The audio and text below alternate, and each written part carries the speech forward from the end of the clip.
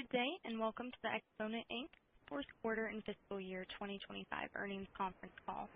All participants will be in listen-only mode. Should you need assistance, please signal a conference specialist by pressing the star key followed by 0. After today's presentation, there will be an opportunity to ask questions. To ask a question, you may press star then 1 on a touch-tone phone. To withdraw your question, please press star then 2. Please note that this event is being recorded. I would now like to turn the conference over to Joni Constantelos, Managing Director at Riveron. Please go ahead. Thank you, Operator. Good afternoon, ladies and gentlemen.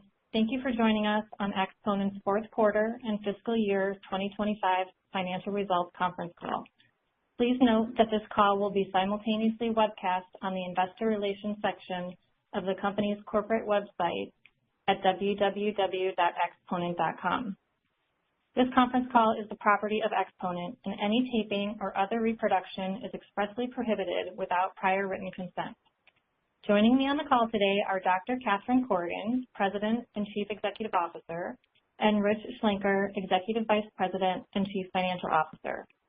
Before we start, I would like to remind you that the following discussion contains forward-looking statements including, but not limited to, Exponent's market opportunities and future financial results that involve risks and uncertainties that may cause actual results to differ materially from those discussed here. Additional information that could cause actual results to differ from forward-looking statements can be found in Exponent's periodic SEC filings, including those factors discussed under the caption Risk Factor in Exponent's most recent Form 10-Q. The forward-looking statements and risks in this conference call are based on current expectations as of today, and Exponent assumes no obligation to update or revise them, whether as a result of new developments or otherwise. And now I will turn the call over to Dr. Catherine Corrigan, Chief Executive Officer. Catherine? Thank you, Joni, and thank you everyone for joining us today. I will start off by reviewing our fourth quarter and fiscal year 2025 business performance. Rich will then provide a more detailed review of our financial results and outlook for 2026, and we will then open the call for questions. We delivered a strong finish to 2025, reflecting the strength, diversification, and resilience of our portfolio.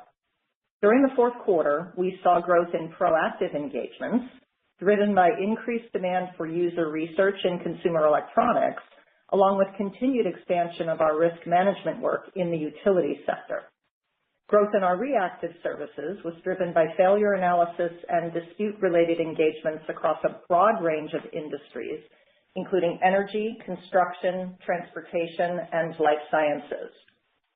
Turning to our engagements in more detail, growth in proactive engagements in the fourth quarter reflected continued diversification across a broader mix of clients and an expanding range of products and technologies.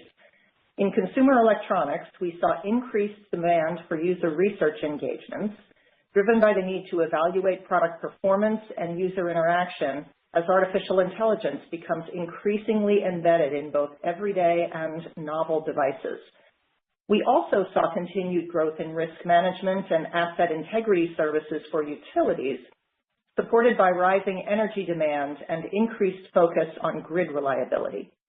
In life sciences, engagements increased across regulatory compliance, product performance, and safety consulting for medical devices, as these safety-critical technologies continue to become more complex. Turning to our reactive engagements, demand for Exponent's failure analysis and dispute-related services drove growth in the fourth quarter, reflecting the essential role our engineers and scientists play when systems do not perform as expected. In transportation, we saw increased failure analysis work tied to electrification and battery systems in commercial vehicles as customers addressed performance, safety, and reliability challenges. We expanded our failure investigation work in data center infrastructure, for example, addressing board-level cooling and thermal management issues where multidisciplinary teams are required to determine the root cause of failure. Across the energy sector, we continue to see robust demand in dispute-related engagements spanning hydroelectric facilities, wildfire-related losses, battery energy storage systems, and wind and solar projects. Exponent continues to benefit from powerful long-term market drivers. As artificial intelligence and other complex technologies are increasingly incorporated into novel products, infrastructure, and safety-critical systems, demand is growing for our science and engineering expertise to support and enhance algorithm performance. Sensor-based systems that demand the highest level of trust are also frequently found in the most challenging, disrupted, or intermittent connectivity environments, creating settings where security and safety are inseparable. While AI delivers value by learning and predicting based on historical data, many of the most consequential challenges arise in physical systems where edge cases, novel conditions, and complex interactions fall outside of prior experience. Exponent thrives at the edge where AI meets the laws of physics, in high-stakes environments where reliability, performance, and security cannot be compromised. These dynamics underpin sustained long-term demand for Exponent's multidisciplinary expertise. Our teams apply deep capabilities in engineering, physics, biology, chemistry, material science, cybersecurity, human behavior, and more to help clients validate and enhance system performance, identify risk, ensure security at the asset level, and apply scientific judgment where complexity and uncertainty exceed the limits of algorithms alone. As AI-enabled systems are deployed more broadly, failures, whether at the algorithm or the physical system level, are becoming more complex, more difficult to diagnose, and more consequential. Determining the root cause of these failures demands rigorous investigation that integrates physical sciences, engineering, data science, and human factors to reconstruct real-world conditions and system behavior. Exponent's long-standing failure analysis expertise uniquely positions us to support clients as they navigate these situations, delivering independent science-based insight that informs remediation, accountability, and innovation. As artificial intelligence and other complex technologies increasingly intersect with performance and safety-critical applications, this capability remains a core and differentiating component of the long-term value that we provide. At the same time, we are leveraging artificial intelligence within our operations to add value and support our teams as demand for our expertise continues to grow.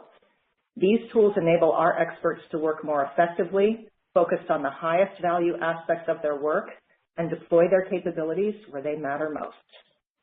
Looking ahead, Exponent continues to benefit from powerful long-term market drivers, including increasing complexity, rapid technological innovation, and rising expectations around safety, health, and the environment. As artificial intelligence and other advanced technologies become more deeply embedded in novel products and critical systems, clients are facing an expanding set of complex, high-stakes challenges. This environment is driving increasing demand for independent, multidisciplinary expertise and is supporting continued diversifications across technologies, products, and clients, as reflected in our results. Together, these dynamics position Exponent to deliver rigorous science-based insight across the full product lifecycle and support long-term growth. I'll now turn the call over to Rich to provide more detail on our fourth quarter and fiscal year 2025 results, as well as discuss our outlook for the first quarter and the full year 2026. Thank you, Catherine, and good afternoon, everyone. Let me start by saying all comparisons will be on a year-over-year basis unless otherwise noted. I would like to remind everyone that we returned to a 13-week fourth quarter and a 52-week fiscal year in 2025, compared to a fiscal year 2024, which included an extra week that occurs every fifth or sixth year. The extra week poses a headwind to revenues of approximately 7% in the fourth quarter and 1.3% to the year. For the fourth quarter 2025, total revenues increased 8% to $147.4 million, and revenues before reimbursements, or net revenues as I will refer to them from here on, increased 5% to $129.4 million as compared to the same period in 2024. So, If you adjust for the one less week, net revenues would have grown in the low double digits. Net income for the fourth quarter was $24.8 million, or 49 cents per diluted share, as compared to $23.6 million, or 46 cents per diluted share in the prior year period. The realized tax benefit associated with accounting for share-based awards in the fourth quarter was $99,000, as compared to $591,000 in the fourth quarter of 2024. Inclusive of the tax benefit for share-based awards, Exponent's consolidated tax rate was 27.4% in the fourth quarter, as compared to 24.7% for the same period in 2024. EBITDA for the quarter was $34.7 million, producing a margin of 26.8% of net revenues, as compared to $31.2 million, or 25.2% of net revenues in the same period of 2024. Billable hours in the fourth quarter were approximately 357,000, a decrease of 1% year over year. If you adjust for the one less week, billable hours would have been up approximately 6%. The average number of technical full-time equivalent employees in the fourth quarter was 992, which is an increase of 5% as compared to 1 year ago. This increase was due to our recruiting and retention efforts. Utilization in the fourth quarter was 69%, up from 68% in the same period of 2024. The realized rate increase was approximately 5% for the fourth quarter as compared to the same period a year ago. This is a result of our premium position in the marketplace, unparalleled talent, and differentiated interdisciplinary expertise. In the fourth quarter, compensation expense after adjusting for gains and losses in deferred compensation was approximately flat. Included in total compensation expense is a gain in deferred compensation of $2.7 million as compared to a gain of $629,000 in the same period of 2024. As a reminder, gains and losses and deferred compensation are offset in miscellaneous income and have no impact on the bottom line. Stock-based compensation expense in the fourth quarter was $5 million, as compared to $4.9 million in the prior year period. Other operating expenses in the fourth quarter were up 1% to $12.6 million. Included in other operating expenses is depreciation and amortization expense of $2.5 million. G&A expenses increased 17% to $6.7 million for the fourth quarter due to an increase in travel and meals associated with business development, professional development, and increased recruiting activity. Interest income decreased to $1.9 million for the fourth quarter, driven by a decrease in cash and lower interest rates. Miscellaneous income, excluding deferred compensation gain, was approximately $296,000 for the fourth quarter. During the quarter, capital expenditures were $2.7 million.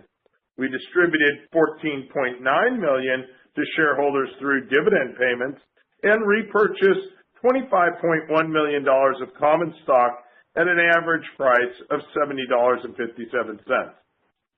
Turning to the full year results, total revenues increased, and total revenues and net revenues grew 4% to $582 million and $536.8 million, respectively, as compared to 2024.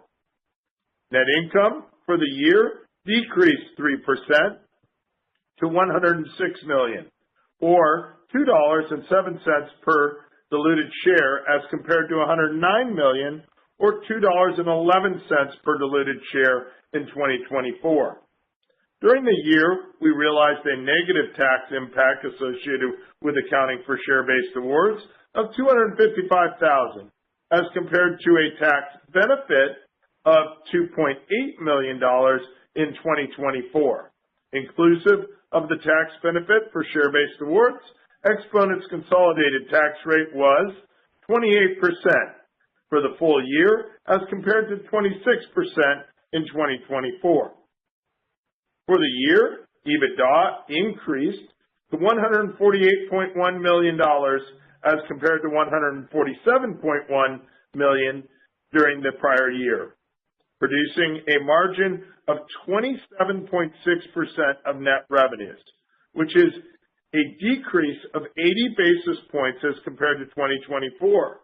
This year-over-year decrease in margins was expected primarily due to the cost associated with our managers meeting during 2025 and the renewal of our Phoenix land lease in June of 2024.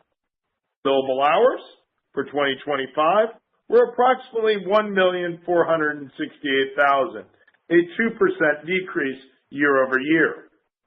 Utilization for the full year was 72.5%, down from 72.9% in the same period of 2024. Average technical full-time equivalent employees for the year were 973, an increase of 1% as compared to 2024. The realized rate increase was approximately 5% for the year. Compensation expense, after adjusting for gains and losses in deferred compensation, increased 3%. Included in total compensation expense is a gain in deferred compensation of $17.4 million as compared to a gain of $14.9 million during 2024. Stock-based compensation expense in 2025 was $23.8 million as compared to $23.2 million in the prior year. Other operating expenses were up 7% to $49.5 million, driven primarily by an increased non-cash expense of our Phoenix lease renewal. Included in other operating expenses is depreciation and amortization expense of $10.1 million. G&A were up 12% to $25.5 million in 2025. The increase in G&A expenses was primarily due to an increase in travel and meals related to our in-person managers meeting in September, which was postponed in 2024.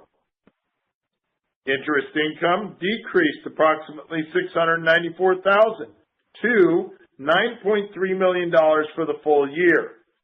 Lower interest income was driven by a decrease in cash and lower interest rates.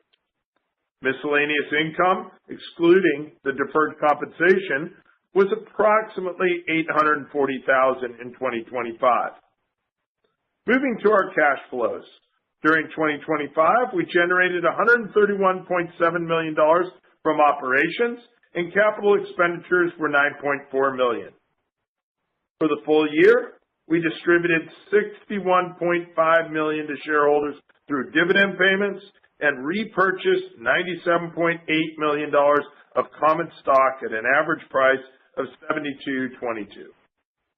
As of year-end, the company had $221.9 million in cash and cash equivalents. Turning to our segments, Exponent's engineering and other scientific segment represented 85% of net revenues during the fourth quarter and 84% for the year 2025.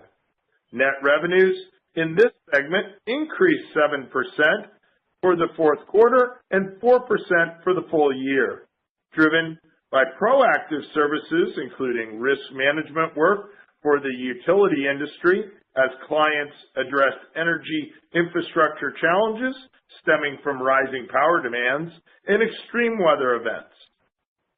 Regulatory support services for medical device clients and user research services for clients in the consumer electronics industry. Growth during the quarter was also driven by disputes-related services for for the construction, energy, and transportation industries as clients rely on Exponent in critical, high-stakes situations. Exponent's Environmental and Health segment represented 15% of net revenues during the fourth quarter and 16% of net revenues during fiscal year 2025. Revenues before reimbursements in this segment decreased 5% for the fourth quarter and were approximately flat for the full year. The decline during the fourth quarter was primarily due to having one less week during the fourth quarter of fiscal year 2025 as compared to 2024. Turning to the outlook for the first quarter and full year 2026, we expect net revenues for the first quarter and full year 2026 to grow in the high single digits as compared to the same periods in 2025. For the first quarter of 2026, we expect EBITDA margin to be 27.5 to 28.5% of net revenues as compared to 27.3% in the first quarter of 2025. For fiscal year 2026, we expect EBITDA margin to be 27.6 to 28.1% of net revenues as compared to 27.6% in 2025.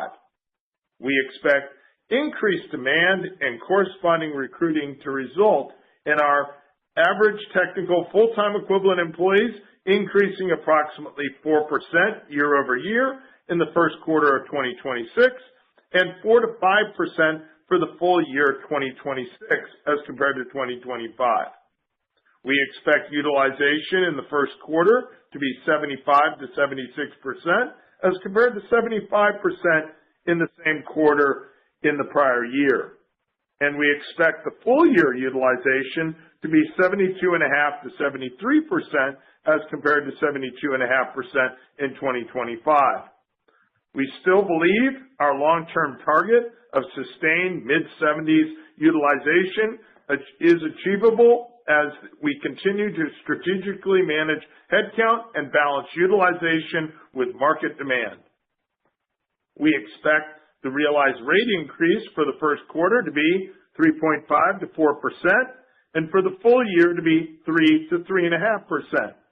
The lower rate realization for the year is based on a historical trend as hiring rates increase. For the first quarter, we expect stock-based compensation to be $8.6 to $9 million and each of the remaining quarters to be $5.5 to $6.3 million. For the full year 2026, we expect stock-based compensation to be $26 to $26.5 million. We continue to believe that our stock-based compensation program effectively attracts, motivates, and retains our top talent. For the first quarter, we expect other operating expenses to be $12.7 to $13.2 million. For the full year, we expect other operating expenses to be $53.5 to $54 million. For the first quarter, we expect G&A expenses to be $5.4 to $5.8 million. For the full year 2026, we expect G&A expenses to be $27.1 to $28.1 million. We expect interest income to be $1.7 to $1.9 million per quarter in 2026. In addition, we anticipate miscellaneous income to be approximately $300,000 per quarter in 2026 or $1.2 million for the full year as compared to $840,000 in 2025. We expect our first quarter 2026 tax rate to be approximately 30.4% as compared to 29.4% in the same quarter a year ago. For the full year 2026, the tax rate is expected to be 28.5% as compared to 27.9% in 2025. Capital expenditures for the full year 2026 are expected to be $12 to $14 million. We remain encouraged by the opportunities across our markets and believe we are well positioned to drive improved growth in 2026 while executing against our long-term financial objectives of high single-digit to low double-digit organic growth and margin expansion. I will now turn the call back to Catherine for closing remarks. Thank you, Rich. Looking ahead, we remain encouraged by the enduring market drivers that support Exponent's long-term opportunities. As the pace of innovation continues to accelerate and systems become more complex, expectations for safety, reliability, and performance will only continue to rise. With a differentiated multidisciplinary platform and a proven ability to support clients across both proactive and reactive engagements, Exponent is well positioned to navigate these trends and deliver sustainable growth and long-term value for our shareholders. Operator, we are now ready for questions. Thank you. We will now begin the question and answer session. To ask a question, you may press star then one on your touch-tone phone. If you're using a speakerphone, please pick up your handset before pressing the keys. If at any time your question has been addressed and you would like to withdraw your question, please press star then two. At this time, we will pause momentarily to assemble our roster. The first question comes from Andrew Nicholas with William Blair. Please go ahead. Hi, good afternoon. Appreciate you taking my questions. I guess first I was hoping you could hone in a little bit more on the consumer electronics piece of your proactive business. That was something that has been a little bit more challenged the past couple of years. I know last quarter you spoke to some early signs of improvement there. So any additional commentary on how that business performed in the quarter and maybe what the near-term outlook looks like for that business in particular? Yeah, thanks, Andrew. That particular part of the business is really primarily two-pronged. We've got a kind of a hardware product development consulting piece of that, and then we've got a user research-oriented piece of that where we do work around, human subject, human interaction with novel devices. And so one of the things we're really seeing is an uptick, particularly on the user research side. A number of these applications and engagements relate to health-related products, for example. They also relate to products that are very novel where artificial intelligence is being delivered via novel form factors. So, you can think of, traditional screen-oriented devices, or you can think of things like glasses or headsets, or even things that use primarily audio instead of having a screen, or using a visual input. So both the health side as well as the kind of consumer product side is a lot of what was driving that. There's diversification in the product space, and there's also diversification across the client base. As more and more, there are more and more entrants into this arena of trying to deliver artificial intelligence via these novel hardware platforms. Very helpful. Thank you. And then maybe a question for Rich on the guidance specifically. I think this quarter, second straight quarter of effectively like double-digit growth if you adjust for the extra week last year.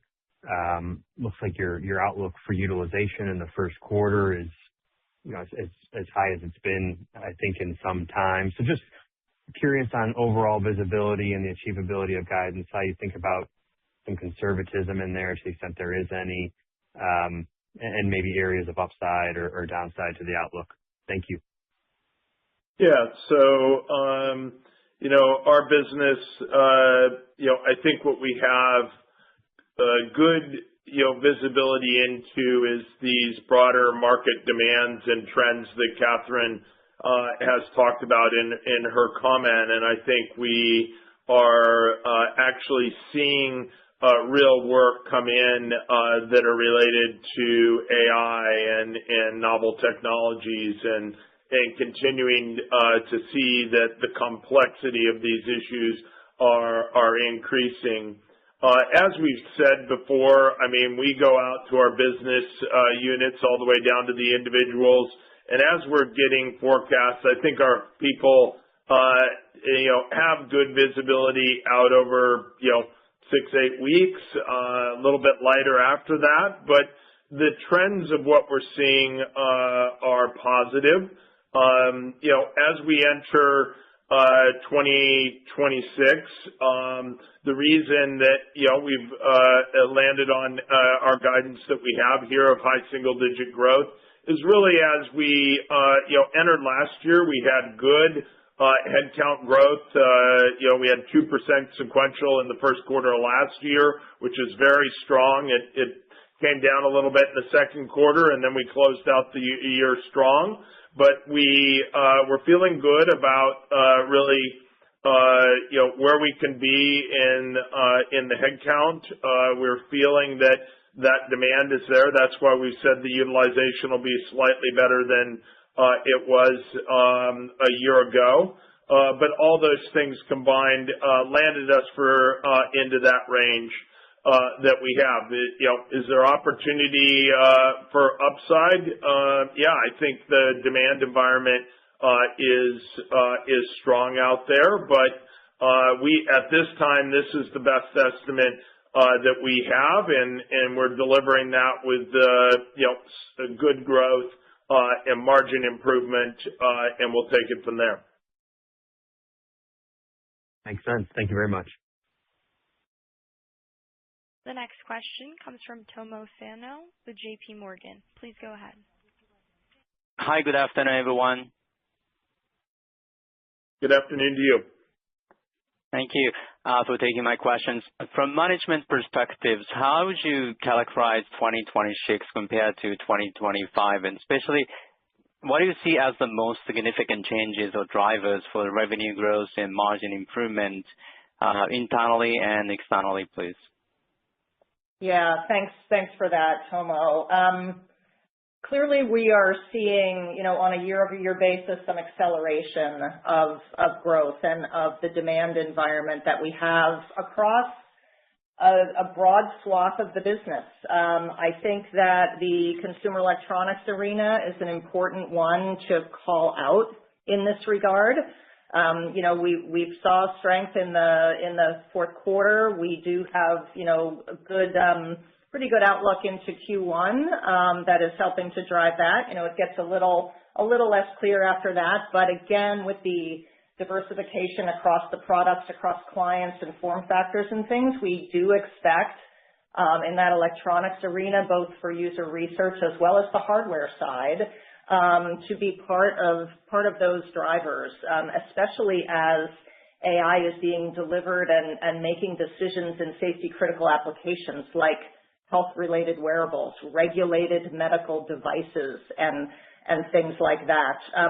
We also see the energy side as a really important driver for 2026, and this was happening in 2025 to some extent, but we believe can continue to strengthen. This is around utility-related work. We mentioned the risk management work that we're doing that continues to grow and diversify across clients. The regulatory environment continues to grow. The bar continues to go up in terms of that with relationship to grid resilience, to extreme weather, and things of that nature. We're seeing it on the reactive side in energy too, as the demand for power is driving the need for new technologies to be utilized in a lot of these capital projects, whether that's wind, whether that's solar, whether that's fuel cells. You've got data center operators building their own gas-powered plants. You have multi-year long waiting lists for gas turbines. And so the risk issues and the disputes that arise in the building out of those energy systems are a piece of this as well. And, the data center piece, we're doing more and more, failure analysis type work, whether it's around the cooling systems, whether it's around the backup battery supply systems. The performance critical nature of those data centers really means that they need some, powerful multidisciplinary expertise to diagnose some of those issues. You can go over to the chemical side of the business, things like PFAS, and its effects on human health and the environment are another area where we expect to continue to increase, the increasing demand as the year goes on. So that's a few examples. I think electrification and automation and transportation maybe kind of round out that collection of things that we see in 2026. Thank you, Kathleen. And follow up on AI, you already touched in a prepared remarks, but I wanted to get your thoughts, especially potential risks of commoditization in certain litigation support or investigation services due to automations. But also I think it's the significant opportunity to leverage AI for new value-added offerings and margin improvement. Could you talk about that more specifically about the litigation support or investigation services, the space, please? Yeah, absolutely. So, there are a number of tools clearly with large language models that we have been incorporating into our operations that are allowing our teams to engage with larger and larger data sets in an even more efficient sort of manner. Being able to have an AI application pull the data out of a police report, let's say, if you're reconstructing a vehicle accident, these are the types of things that can be further automated, and we're seeing more efficiency in that regard and really welcome that. But what we're also seeing is, as you alluded to in your question, the higher value coming out at the other end. The ability to put a large language model application against an increasingly large data set of complex material, which is what we've seen happen over time. When I first started doing litigation work a couple of decades ago, you could fit everything in a black 3-ring binder that was a couple of inches thick. And now, 20 or 25 years later, you've got, gigabytes and terabytes of data. If you think about that vehicle that's in that accident, the data coming off of all of those sensors create a very complex and large data environment that needs to be analyzed, right? So while we're gaining efficiencies at that sort of lower level, we're also unlocking the ability to differentiate ourselves even further because of the complexity and our ability with our PhD level talent to be able to break that down and understand, in a hypothetical situation, if the design were changed, would the product have performed better? So, so far, our reactive business continues to grow. The litigation support piece of the business continues to grow.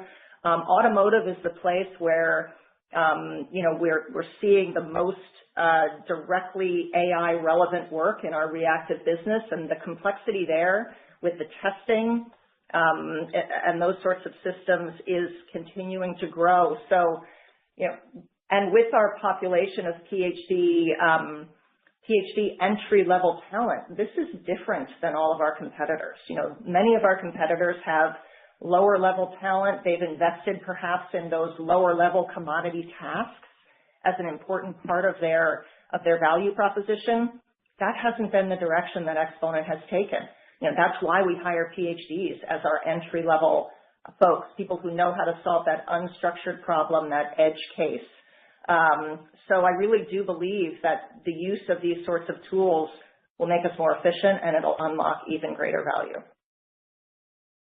Thank you. Very helpful. I appreciate it. You're welcome. The next question comes from Toby Sommer with Truist. Please go ahead. Thank you very much. What are your expectations for net headcount growth in 26? And could you maybe highlight the areas where you expect to add the most and any areas that you may, expect to have fewer heads throughout the year? Yeah. So our expectation is that in line with that guidance, we would expect that the headcount growth would be somewhere in the net 40 to 50 growth in what we're doing. You're going to acquire those over the year that we'd be in that range. It could get up as high as 60, but it's somewhere in that that range. Look, the areas of focus and the areas that are seeing the most net growth are really in these growth areas that Catherine highlighted earlier. Every one of our practices is actually recruiting and bringing people in, just as part of our natural part of a consulting firm. We do have turnover that occurs, and as such, you're always looking to bring in new talent, those PhDs that have just done their once never solved before issue that they did their PhD thesis in, and integrating them into every single one of our practices every year. But the areas that we'll see the growth are in that higher growth will be in that transportation area, the energy area, battery storage, automation, cybersecurity, and actually into that chemicals area that Catherine mentioned around PFAS. And associated with that headcount, that pace of headcount growth, is it so much so as to have accompanying, negative margin implications, or since you revived growth in the not too distant past, is that behind us in not necessarily reflective of any requisite margin compression? Yeah, our expectation is that we are going to have margins be flat or up, and that is because we expect to be able to do this level of hiring into the organization based on demand, while seeing our utilization be maintained or improved in 2026. Appreciate that. If I could, I appreciated your prepared remarks, Catherine, on AI with the discussion there. So clearly it's, oh so topical. I wanted to just ask another simple question. Near term and recent actual results, do you think AI is a net benefit or drag to the total company's growth? Yeah, I think it is a net benefit. If you think about, the failure analysis work around advanced driver assistance technologies and automated vehicles, that's directly driven by artificial intelligence making safety critical decisions.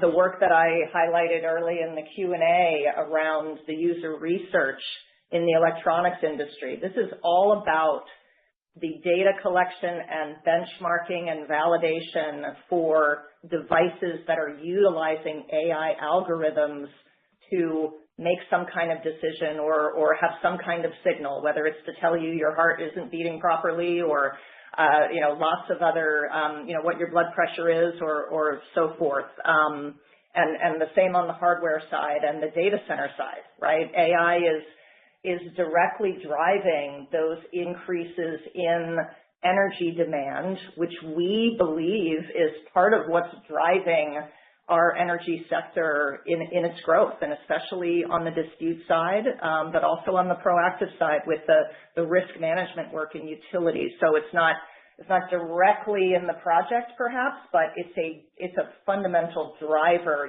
that need for energy in the setting of a crumbling infrastructure. I mean, just on that area again, we're seeing it drive through. If it is thermal management at the board level, or it's heavy the change in demands that the amount of infrastructure on these racks have. They're all things that fit into Exponent's expertise that will drive that we are getting business related to. So we're not seeing a change in demand for the amount of time or something that we're putting into, again, processing data or doing it. The data sets are growing so much that the clients just want to do more and learn more from it, and it's harder to understand why something made a decision that they are chasing. So that's what we've been seeing over 2025 and continued into the fourth quarter. Thanks. And I have one follow-up based on that. Mm-hmm. At what point in recent history do you think AI started becoming a net contributor to growth? And I might be asking an impossible second part of this, but of the low double-digit year-over-year growth in the quarter, ex the extra week, is there a way to get a sense for how impactful AI factors are in that year-over-year growth?